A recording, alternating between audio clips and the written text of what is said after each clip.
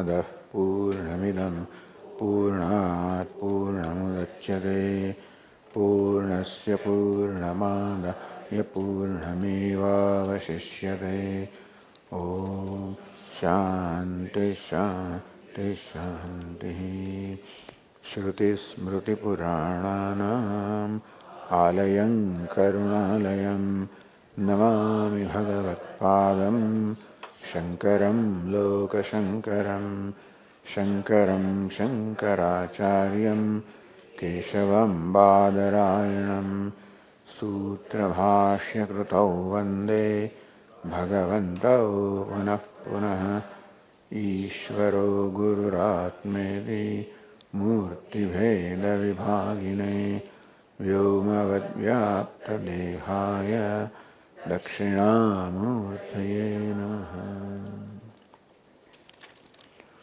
ॐ ईशावास्यमिदं सर्वं यत्किञ्च जगत्यां जगत् तेन त्यक्तेन भुञ्जीथाः मा गृधः कस्य स्विद्धनम्।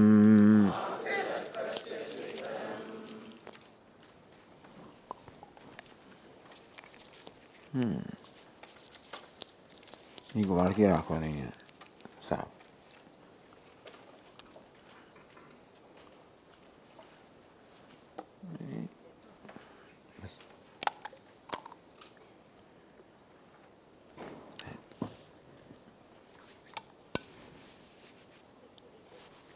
Yeah.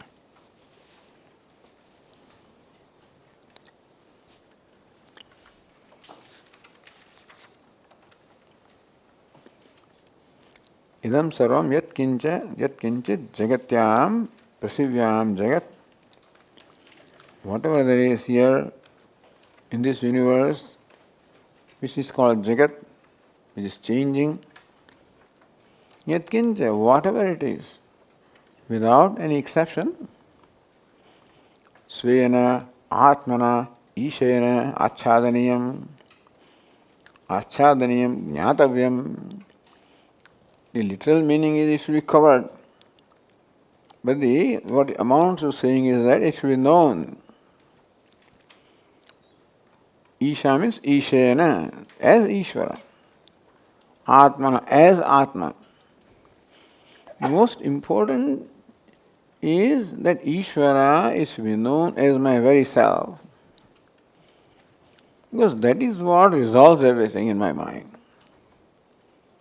The most important entity for me is myself. It is said also earlier that what is the cause of the problem for me is a wrongly understood self. Then I understand myself as a limited being, and therefore a needy being, an insecure being, helpless, depends, this is what I think of myself. And that conclusion about myself is my problem. Because I have an expectation of myself. I am basically a person who expects things from others also. We are demanding people, but the first demand I have is of myself. And that is, I should be a perfect person. I should be successful. I should be right. This is my expectation. And whatever I do, I must be successful as I interpret success. I must be right. I must be knowledgeable. Meaning, I must be acceptable to myself. Because I accept myself only when I find that. So if I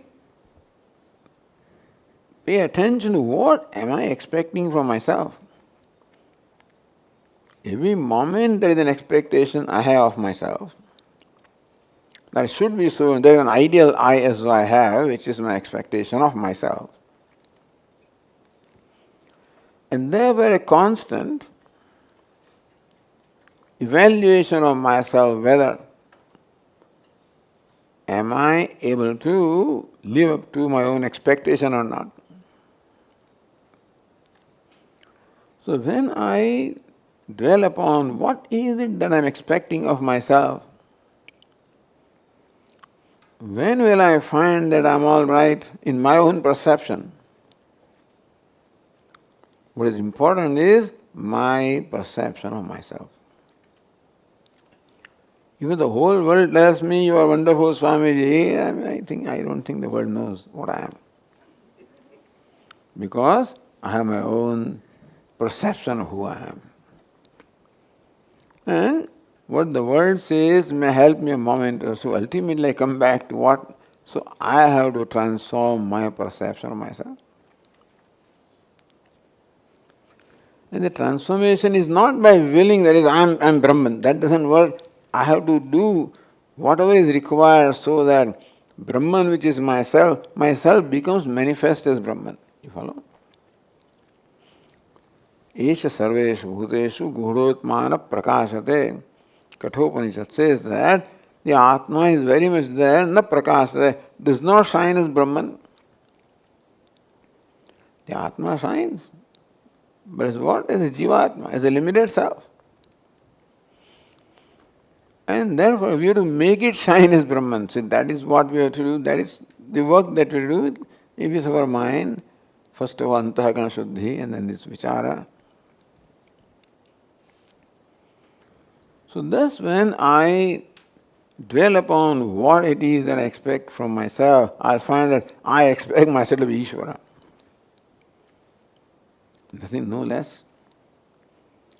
Although my concept of Ishvara should be omniscient, omnipresent, but ultimately all of that reduces to plain and simple consciousness. Free, devoid of any bondage, devoid of any condition, unconditionally free. And that is what Vedanta calls Ishvara. The ultimate nature of Ishvara. Even though the immediate meaning of the word Ishvara is omniscient, omnipotent, omnipresent, Ishvara, ruler. A ruler must have the power to rule, so he must be omnipotent. Ruler must have knowledge also to rule, he must be omniscient. Ruler also must be one who is not ruled by others, otherwise he can't rule. So he must be one, independent, omniscient, omnipotent. That very Isha, ruler itself reveals all this. And that is what I expect myself to be, which I can never be.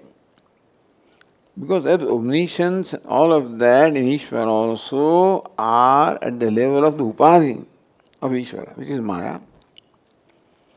I am trying to become that, which is an impossible task. At the Upadi I am trying to become all-knowing and all this. So I am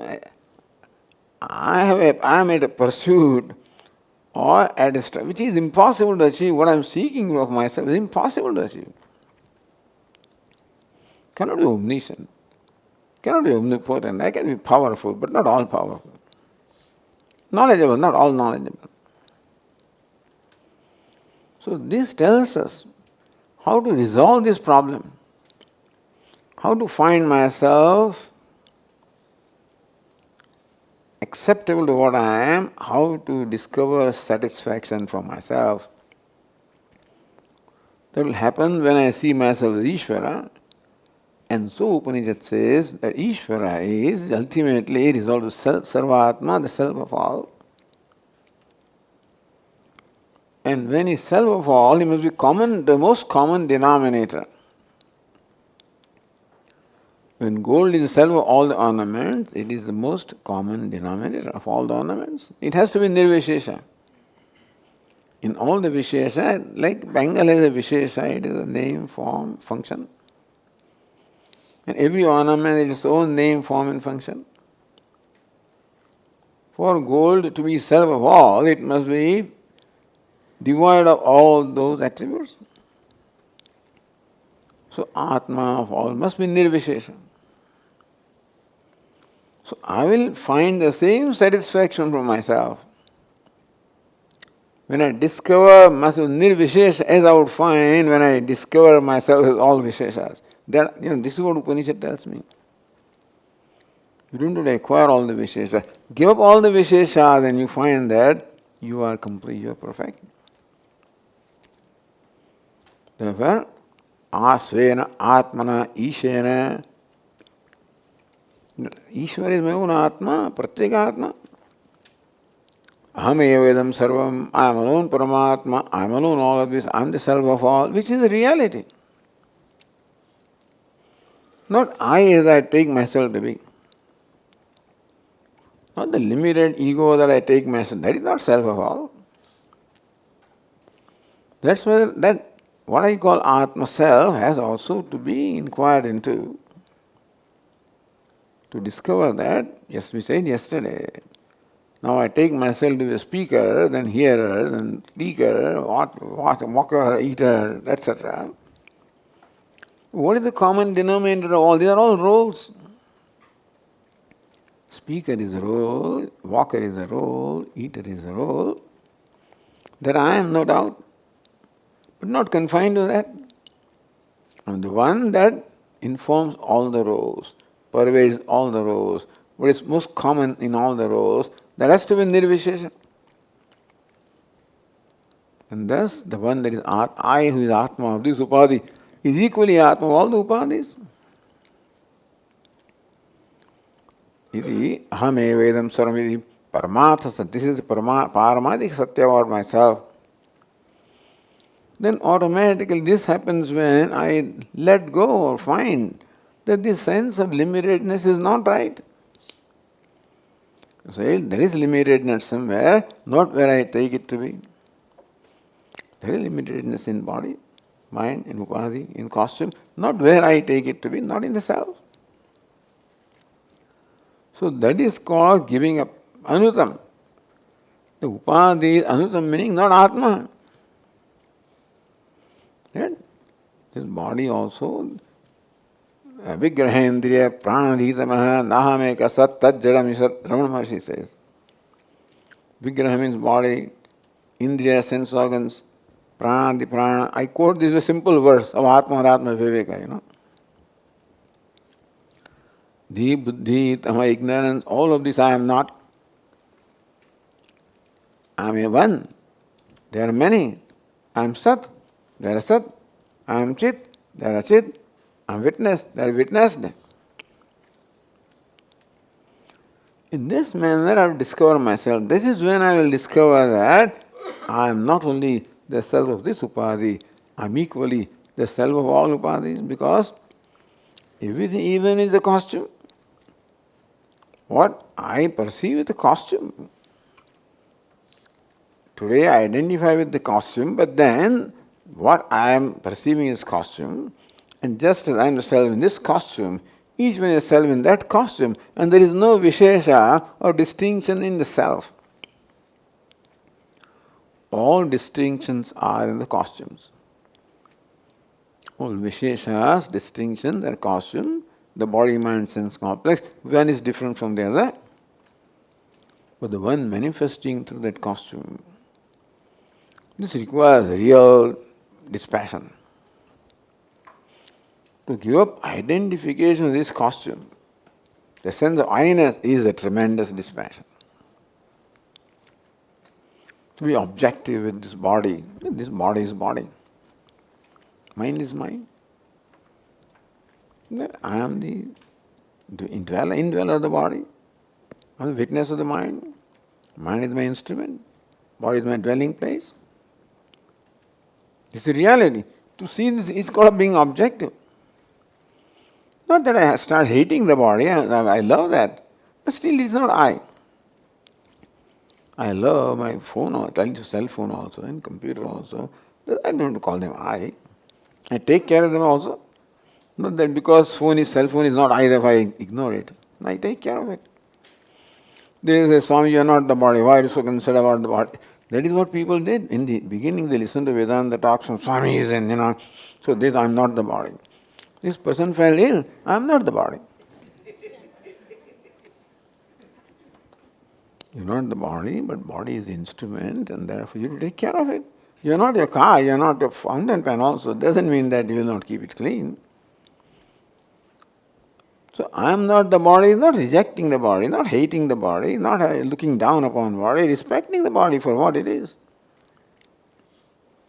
It's a very beautiful thing. One of the most exalted creations. This body is the most amazing creation, so is the mind, so are sense organs. They are mind-boggling. You can enjoy them. If you can enjoy the trees and flowers, you can equally enjoy this. Nothing wrong in it. Why don't you identify to enjoy it? Understand? I need not identify with the hills to enjoy them. I can be objective. So also I can be. This is called Amritam, meaning recognizing it, not rejecting it, recognizing it is Anatma, that's all. When it is said that this is not Ishvara, it is not a criticism about Jagat or anything, it is what it is. Now Rupatman Jagat is not permanent. Because it had a beginning, it will end, which is good. Nothing wrong in it. There is perishable, changing, so what? That's not an offense to be changing. That's what it is. So by calling it changing, we are not rejecting it, we are not condemning it. Nothing is condemned for what it is. Everything is respected for what is. Jagat is that. And this is part of Jagat. Jagat includes also this body, by the way, because it's also created. This body, mind, sense, complex is equally Jagat, changing, created. And I am the witness of the Jagat, illuminator of Jagat. In my presence, just as his body, so the Jagat also becomes enlivened. And that's how I am, and to discover what I am. Saying that I am Brahman is not some kind of arrogance, it is just reality. Saying that I am a Jiva is ignorance. And because of ignorance, I am looking down upon myself, all the time disrespecting myself.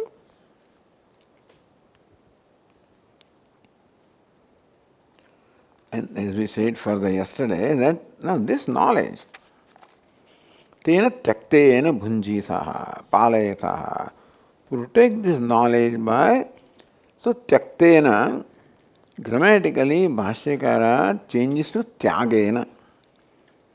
Tyakta is past participle. What is abandoned? Tyaj means to abandon. Tyaga means abandonment or giving up. Tyakta is what is abandoned. So if you take literal meaning of tyaktena, then may you protect this by what is abandoned. What is abandoned is not available to you, therefore it can't help you. Therefore, tyaktena should be interpreted as tyagena. Tena tyagena bhunjitaha. Tyaga of what? Is renunciation an action? Tyaga, giving up, renouncing, is it an action? It is not an action, it is perception. When Lord Krishna says, Patram, Pushpam, Phalam, Toyam, Yome, Bhaktya, Prayachati, the one who offers me a leaf and a flower and a fruit and water, their offering is like what? Like entering our temple. And there's a garden outside the temple. I pick a couple of flowers, give it to Pujari, offer it to the Lord. I feel satisfaction. I have offered the flower to the Lord. Where did I get them? From his own garden.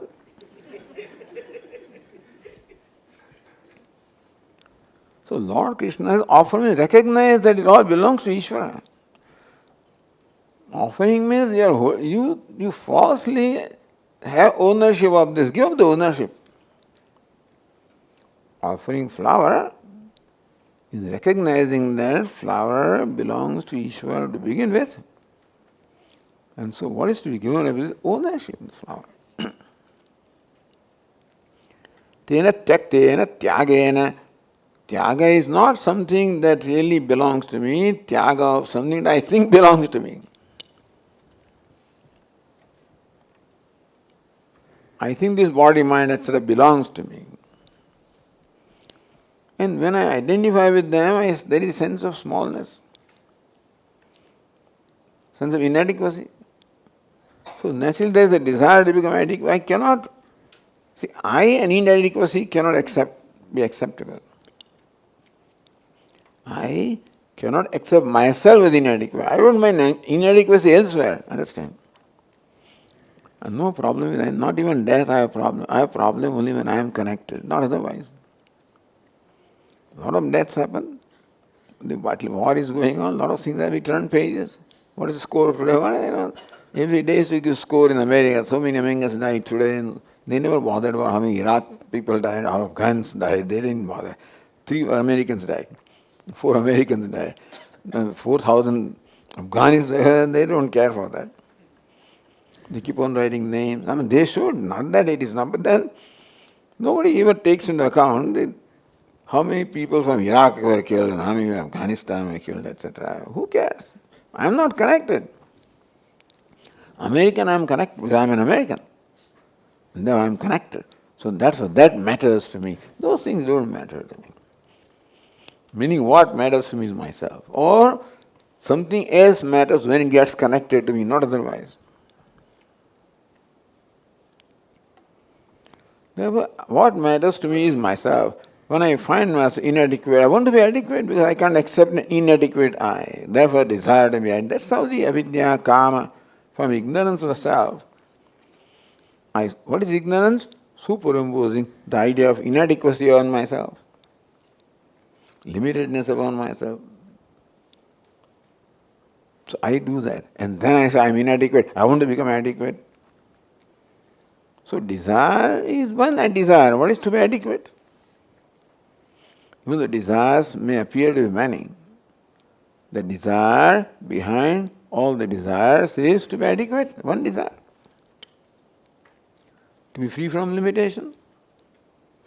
And there is endless desire because I can never become limitless, and therefore this desire is the product of aviveka. Kama or desire is product of ignorance, aviveka. Not recognizing my true nature, imposing limitedness upon myself, and then imposing happiness upon elsewhere. 2 things are happening. I impose unhappiness upon myself, and then I say, this will make me happy. So these are both perceptions. I'm unhappy is my perception, this is happiness under perception. And so then I perform action to acquire this, enjoy this a little bit, then I discover that this is okay, this is not quite enough, I want this one. I do something with that, another accomplishment, another achievement, that's gone, a third one comes. Which is fine. But for a thinking person who really has a little insight into what it is that I am seeking, he realizes that this desire can never be fulfilled because nothing can fulfill my... I have desire to be limitless, nothing can fulfill it. It's not a legitimate desire also, it's an illegitimate desire born of ignorance. The only way to therefore become free from desire is by viveka, recognizing what is the source of desire, ignorance, which creates the notion of smallness, and that is the cause of desire. It's not a legitimate cause. To recognize tena tyaktena bhunjita, give up your desires with vichara. We are trying to give up desire by fulfilling desire, but that creates host of desires. Therefore, as Upanishad says, that protect this knowledge, gain the knowledge, protect the knowledge, meaning that a mindset which enjoys tyaga, renunciation, meaning viveka, and therefore which drops the desires which are product of aviveka. Keep doing that also. Because for this gaining the knowledge and for retaining the knowledge, for abiding in the knowledge, you require a certain mindset. What's the mindset? Tyaga, freedom from desires, is a mindset that you require to gain the knowledge and to abide in the knowledge, both. Gaining knowledge also requires more or less freedom from desires, And abidance in knowledge culminates into total freedom from desires. Because I keep discovering myself, the fullness of myself and the desires, there is no place there. So tyaga is renunciation of desires. And desire cannot be renounced. What is to be renounced? The cause of desire. Desire is an effect. Desire will not go simply by removing desire. Like in a garden, all those, what do you call them? The weeds. You keep on cutting them from the top, they will grow again as long as the roots are there, so you should uproot them. Just the weed can be removed by uprooting the weed. The desire also is like a weed. What we are doing today is fulfilling desire. Try to cut that desire from the top by fulfilling it, but the root remains. What's the root of desire? Aviveka. Aviveka, the false notion about myself and the false notion about the things of the world. Two false notions are involved. One false notion about myself, that I am a needy person, and second false notion that this can fulfill my need. You follow? This is aviveka.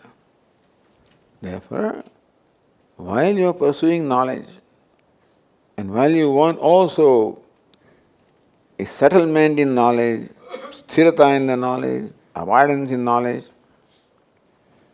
recognize that this kama or desire is an obstacle to knowledge or obstacle to abiding in the knowledge. That's why Lord Krishna says, Prajahati yada kaman sarvan parthamanogatan atmanye vatmana tushta siddha prajnistadochyate. Yada sarvan manogatan kaman prajahati. When one very well gives up all the desires, obtaining in the mind. How has the desire gone away? Atmana tushta, by discovering satisfaction from oneself, by oneself. My life has gone in seeking satisfaction from other things. A never-ending pursuit, discovering satisfaction for myself. So that needs a certain way of life. The way of life that is needed is called tyaga. Renunciation of what is false. Nobody wants us to renounce that is useful, understand? But they may want us to renounce what I think is useful, what is useless, but I think is useful, that is to be renounced. You follow? Like this fisherwoman traveling in commuter train in Mumbai. Those electric trains. It's a huge basket of fish, very heavy. She climbs that commuter train, local train, whatever they call it, standing there. So somebody suggested, why don't you put down your basket on the floor? No, the train will carry that. That will be load on the train. So let me carry it. Who is carrying your load? So a lot of things I am holding on my head, thinking that that's what I require, that's what is the right thing to do, and so we are holding on to many things. We become examining those things I am holding on to, which I think are necessary, I require, these are my needs. Let me analyze them. I have simply taken for granted a lot of things in my life, but then what is called viveka, tena tyaktena, by viveka, analyze your needs. Whether they are genuine needs or they are imagined needs. That there is a body, there is hunger and thirst, accept it. And Ishvara has provision for fulfilling all natural desires, hunger, thirst, natural desire. But I must have masala dosa. No, that is a cultivated desire. What are they going to have today? Sunday, payasam? So, desire to eat is natural desire. Desire to eat payasam, pizza. This is called cultivated desire. So, natural desires are all that. Cultivated desires, Ishvara is not responsible. He is responsible to fulfill your natural desire. He has made provision. Only natural desire we have is moksha. That's a natural desire. Around money, these are all cultivated desires. How did I acquire them? By looking around and everybody is going after that, everybody wants it, and people get respected when they have it. So I also want respect. So analyze the source of desires. You can't give up desire.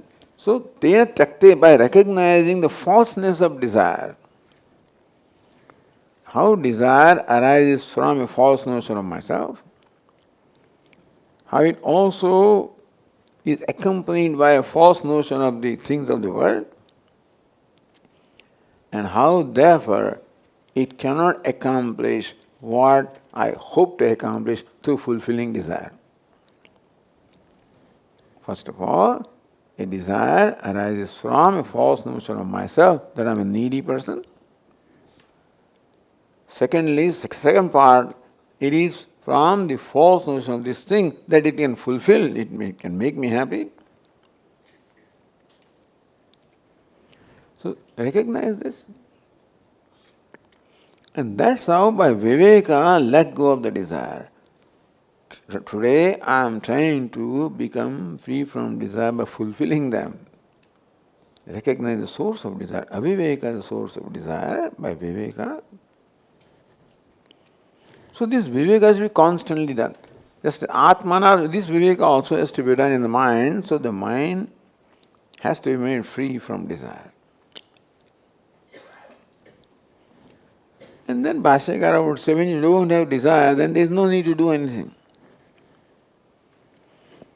The corollary of this, that usually all actions are performed as prompted by desires.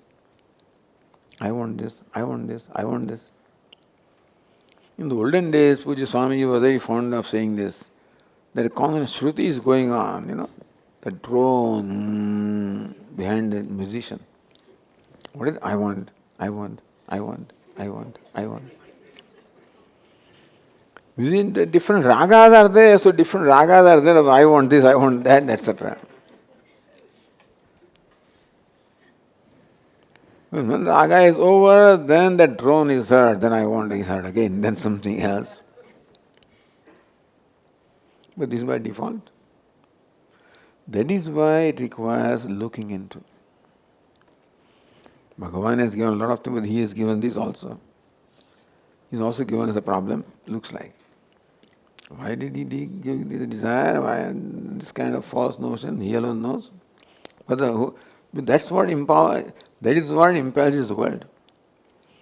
If you do not have desire, then what will happen to this world? This world will come to an end. And Ishvara wants that what he has created should go on. Therefore, you desire. He can sit there. And he has put me on a trip. That I perform an action powered by desire, that creates the desire, and that's how the whole thing goes on. He's watching. At the same time, he has also another provision to become free from desire. That also he has done by giving you scriptures and so on. So, tena taktena bhunjitha. We need a mindset to gain the knowledge and also to settle down, abide in the knowledge. That mindset is a tyaga, renunciation, freedom from desire, which is a result of aviveka or wrong thinking.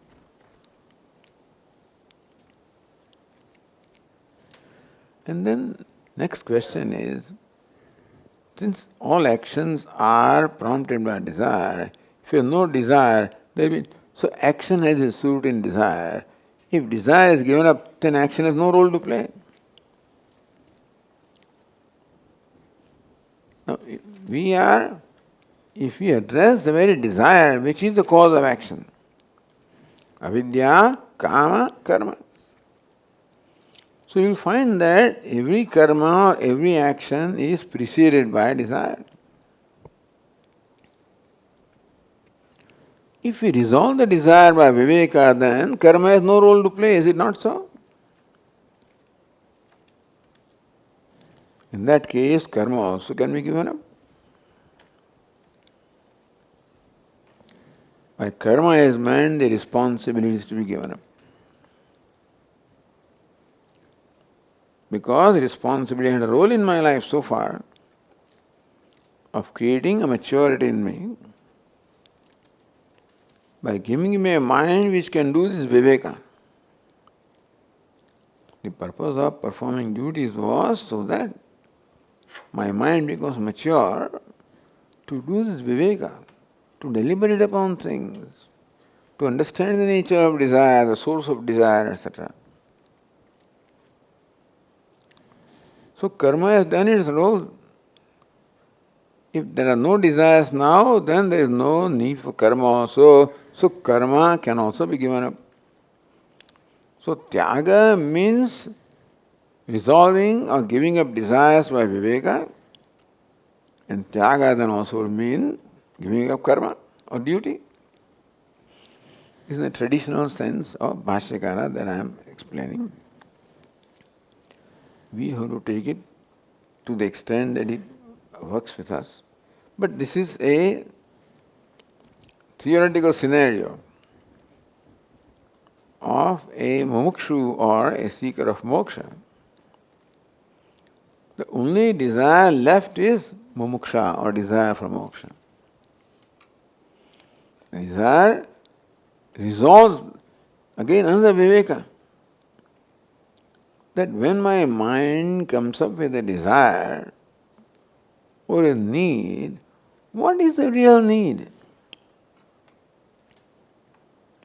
I keep on fulfilling variety of needs. It is like treating a disease by symptoms. So symptomatic treatment is what I do in my life. Desire arises, symptom arises, I fulfill it. For a while it is good. Headache arises, take headache pill, good. Then stomach ache comes. That arises, I give something about that, then backache comes. As long as the basic thing is there, it will only manifest in different ways. So, symptomatic treatment only can go so far. Similarly also, this desire arises as a symptom. I fulfill desire. The moment I feel all right, another desire arises. Unless the basic disease goes, the symptoms will keep on arising in different ways. So when I realize that the desire behind all the desires is desire for moksha, when we have that maturity of mind, we realize that the desire behind all the desires is only one, and that is for moksha. In that recognition, all the desires get resolved because now they don't get any support from me, any validation from me. Desires are validated by me, then I will fulfill it. So only desire is no moksha. There is no, therefore, you can give up your responsibility also, karma also. This is called sannyasa, called vividisha sannyasa. Sannyasa, renunciation for the sake of fulfilling knowledge, not just become a beggar. You don't take sannyasa because, I'm given a responsibility. No. Sannyasa is taken to take up a greater responsibility. You are made free from this worldly responsibility, now a greater responsibility to your own self now. So far, you were responsible towards world, family, society. Runani, trini, apakritya, mano, mokshe, niveshayed. Says Manusmriti that having fulfilled all the debts, now you can focus your mind on moksha. And therefore, the only now duty that remains is duty towards myself. It's also a duty. As in case of Nachiketa also, Yamaraja gave 3 boons to Nachiketa. For the first boon, Nachiketa says, Lord, please grant peace of mind to my father. Which means his duties towards the family. In second boon he says, O Lord, please grant me the vidya or the ritual by which we can get Svarga. Because that's the need of the society. So he has a Nachiketa vidya. Now he can address his own need. When he seeks the self-knowledge. So that also has to be respected, that we also have a need. And a time has to come when we can address our own need, having fulfilled. Swami, how long responsibility? There has to be boundaries to all responsibility. Anyway, in the evening we'll talk about that. Satsang. So, tena tyaktena, then this tyaga also can mean the renunciation, depending on the vividisha sannyasa. For a seeker, vividisha sannyasa, sannyasa taken as a means of pursuing the knowledge. So now that it's free from all responsibilities and all demands from others, because now nobody has any demand on him. He does not make demand upon anybody. A sannyasi has no responsibility and no rights also, by the way. He is not accountable to anybody, nor does he make any demand upon anybody. Therefore, there is provision that to fulfill his natural desire for hunger and thirst, he can go for begging, he can go for bhiksha. This is consented by the Shruti. Supposedly he has no other needs. Only need now that is motivating him is mumuksha, which is at the feet of the teacher. Shravanam, mananam, nididhyasanam, tena tyaktena bhunjitaha, palayataha. Now that this desire for knowledge arises in you, may you protect that. That little spark must be turned into a flame and flame into a conflagration. That's what you do, provide the right atmosphere. So tyaga is the right atmosphere of the mind with which he can now, at the feet of the teacher, do shravanam, mananam, nididhya. It's called vichara. So viveka is followed by vichara. Now that vichara requires, in Pujya Swamiji's words, a mind that enjoys leisure. Nice word he uses, leisure.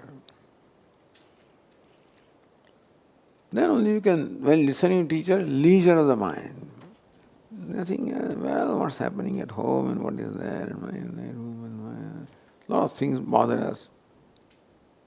Well, they may as well, because I have a lot of responsibilities.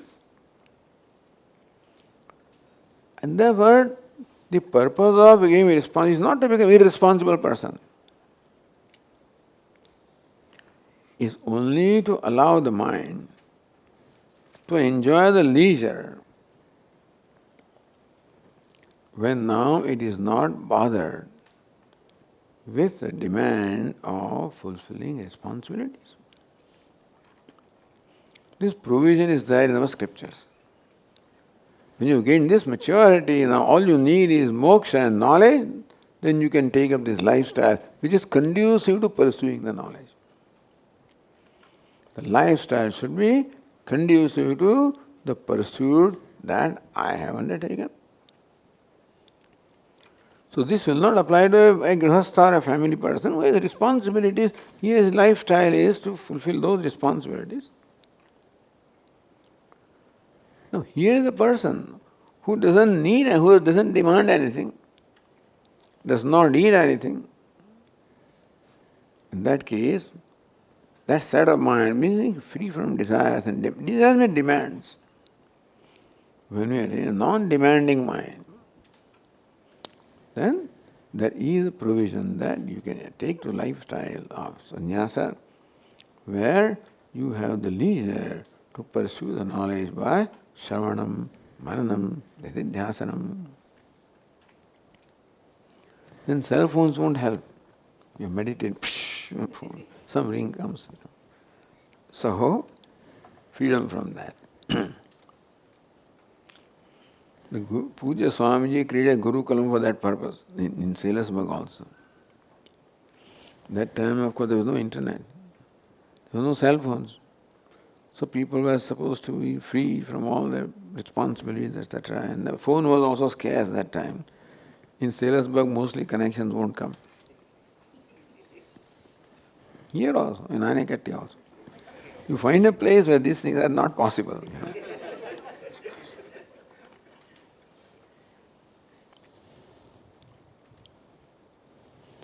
So that people are essentially forced to have at least a week dedicated only to this one. Now, of course, things are quite different. And they work from the Gurukulam, many of them. Come with the laptops and whatever required, and then make sure that there is Wi-Fi in the room, or there is an area which is available. No sooner class is over, the right away. So it is class in between work, not work in between class.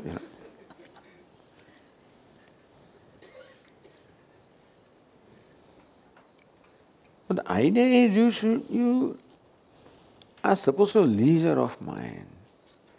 So when you are at a busy time before the class is sandwiched between the sessions of work. So what do you think will happen in the class? The leftover, the residue of the previous thing, hangover of the cover will still be there. And now the next work is coming up, next meeting is coming up, so you are preparing in your mind for that meeting also. One meeting is over, and and the next meeting is coming up. So whether you listen to Ishavasya Upanishad or you are thinking about the meeting, then what do you have,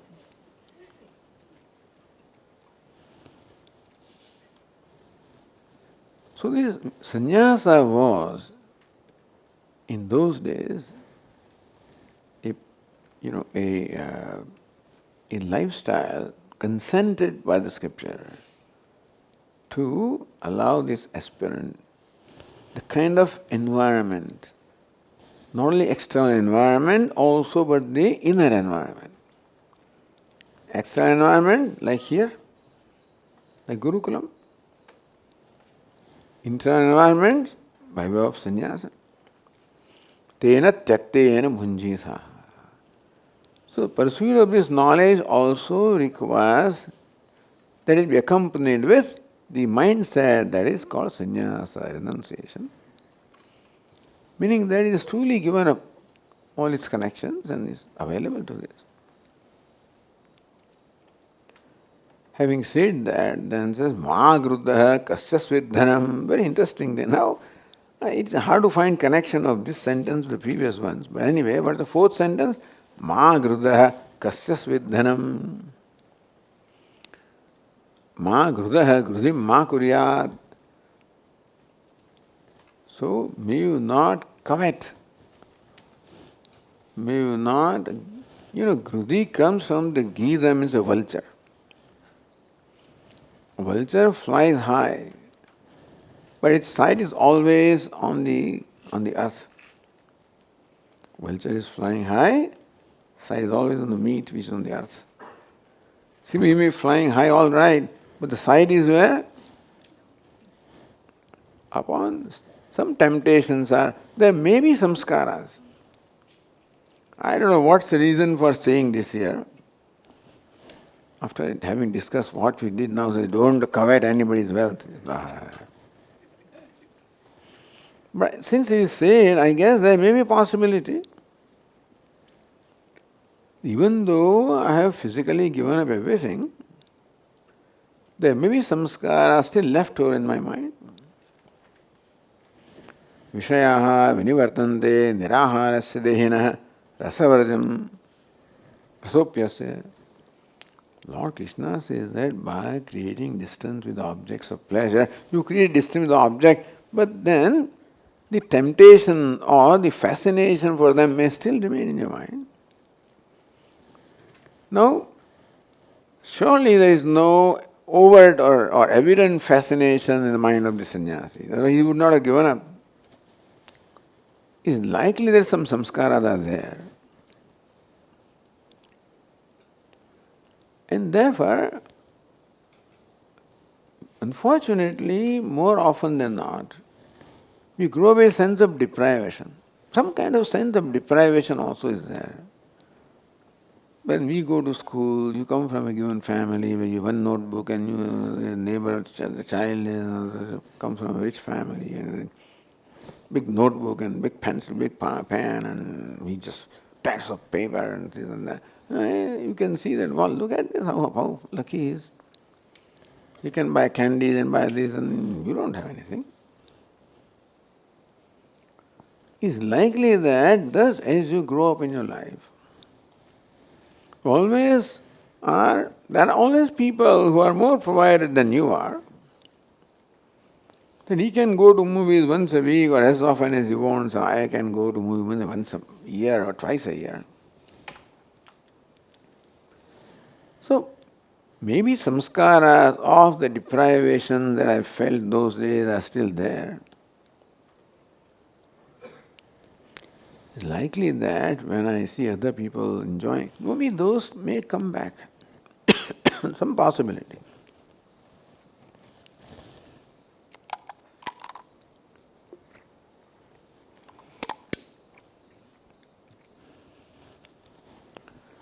It is likely, therefore, that for a sannyasi also, the fascination for name and fame can arise. So, Dehavasana, Shastravasana, Lokavasana, vasanas.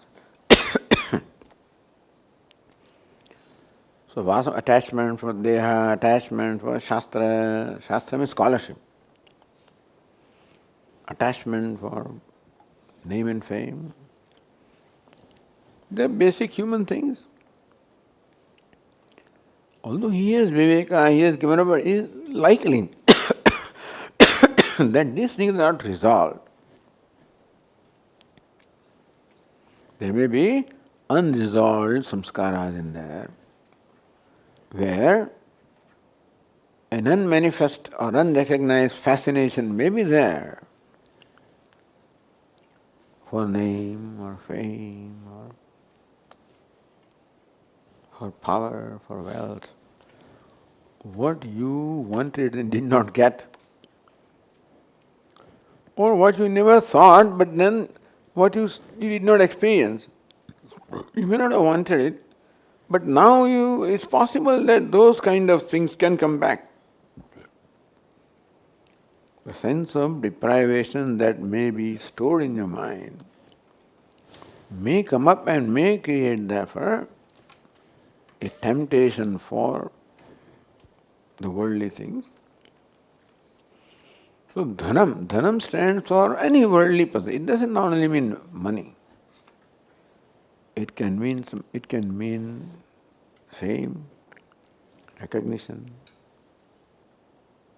controlling, power, which is what ego wants. If this is not resolved, then it is likely that a sannyasi also may have this. This is not being told to judge sannyasi or judge anybody or judge ourselves. This is just being told as an explanation of what is given here.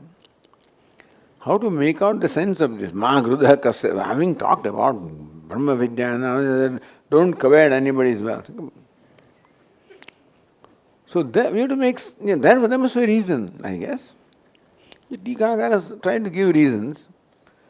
That this sannyasi also will come in contact with other people also, and you go for sannyas, have a bhiksha and talk and this and that. Oh, what a beautiful house you have.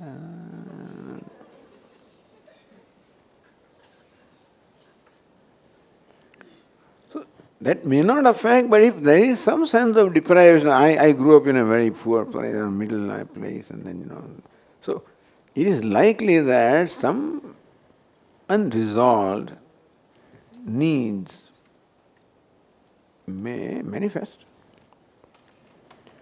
which may create in you a fascination for that. That's a great obstacle. It's just that is mind, extroverted mind. So just as the inner desires can create distraction, the outer world also may create in you a fascination, because that much contact he may have, just for bhiksha if nothing else. That much contact. If he didn't have any contact, then this is called sangha dosha. Sangha dosha is the issues arising from sangha or association. If he didn't have to go out, then maybe this may not, it may be there but may not be invoked. When he comes in contact with other people, other seekers, and it is for bhiksha with other parts of the world, is likely that those things may trigger something which is potentially there and unresolved. And therefore, even though he is a sincere person, he has a commitment, and therefore he has adopted this lifestyle in doing sincerely. But some unresolved things can come up, can distract you. So there's a warning here. Ma grudaha kasyasvit dhanam. Kasyasvit kasyachit. Don't covet for anybody's wealth. Not only the wealth of others, even wealth of yourself also. Or kasyasvit dhanam. Whose wealth it is, what you're coveting, who does it belong to? Doesn't belong to anybody. Because what you're coveting, oh, you want some fame, you want this is all mithya. Ishavas idam yat kincha jagatyam jagat, that jagat is already known as mithya. Remember, the so-called wealth that the mind is coveting is mithya. Meaning that acquiring it doesn't do any. Mithya means what? Here, this is the bunch of grapes. You're all enlightened people, so I don't do it. But otherwise, likely, a child may think the real grapes here. Very tempting. Swamiji has them. When Swamiji leaves the class, then I'll slowly. This can tempt. Because what is really a false, mithya in Vedanta, appears very real, isn't it? And tempting. Similarly, what is tempting is like this, grapes. You think that they are real, therefore you are tempted, but in reality they are mithya. So also the things of the world that tempt you is because you think that they are real, they can really fulfill your need. Mithya meaning that they are not what they appear to be, they are not source of happiness that you think they are. Mahagurudev recognize this. So looking at these grapes creates in you a temptation that I want to acquire it, I want to grab it. Swamiji won't give it to me, I know. I want to grab it. When he leaves the class, everybody has left, I quietly pick it up. You're going to be disappointed later, so why don't you recognize the nature of this right away? What you consider dhanam is mithya. So it's not dhanam. It's not grapes. So also there is no such thing as dhanam or wealth. What is mithya. So what are you seeking? What are you coveting? Or if there is something called dhanam, who does it belong to? See, coming to Vedanta, all Adhyaropa belongs to Adhisthana. Who is the owner of Adhyaropa? Adhisthana. Meaning that you superimpose something upon this. This is a golden chain. That gold belongs where? To the chain, to the, begin. What is superimposed is unreal. To The only owner of that is Adhishthanam. So all the wealth that is superimposed, only owner is only Ishvara. Or Atma. So either you can say it is all mithya, they have already acquired because mithya means already mine, or it can never be mine, either way. It is mithya. And I am Satyam, so it is already mine. It is mithya, which it can never be anybody's. You follow? So recognizing this nature of dhanam or anything, ma grudha meaning resolve and make your mind free from grudhi or greed or covetousness. Temptations. So temptations may be there in the mind. He has not yet become, wise. He has not yet become free in that sense. He is pursuing. So still unresolved desires may be there, temptations may be there, they may come up by some association. Then analyze them. That what you are desiring, what you are coveting is mithya. Or you are Satyam is already yours, or is nobody's. That means it doesn't deserve to be bothered about. So that way, if any grudhi, any greed arises, desire arises, resolve it this way. So this is the first mantra of the Ishavasya Upanishad. It is about this mantra Mahatma Gandhi said. That if everything in the world is lost, this one mantra is saved, then the universe will get back everything. Because this one has everything in it. It has the vision of life and the way of life. Vision is Ishavasam idam sarvam. Way of life, tena tyaktena bhunjitaha. An association, ma grudha kasya sviddhanam. How to relate to the world? Free from grudhi. In your own mind, freedom from desires. You have pursued Ishavasam idam sarvam. So that way, this one mantra gives you everything. And even at the first sight, it may not look like it, but more you explore, you discover the various dimensions of this. And you'll find that this is a complete mantra. Complete in the sense of giving you what it is that a human being needs.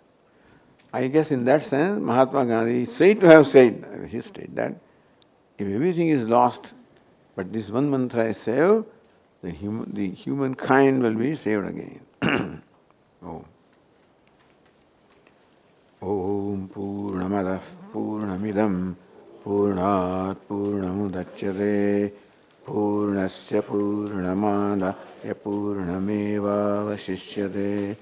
Om Shanti Shanti Shanti. Shankaram Shankaracharyam Keshavam Badarayanam Sutrabhashyakritau Vande Bhagavantau Punah Punah Ishvaro Gururatmeti Murti Bheda Vibhagine Vyomavad Dehaya Dakshinamurtaye Namaha. Om Shanti Shanti Shanti. Hari Om. Shri Gurubhyo Namaha. Hari Om.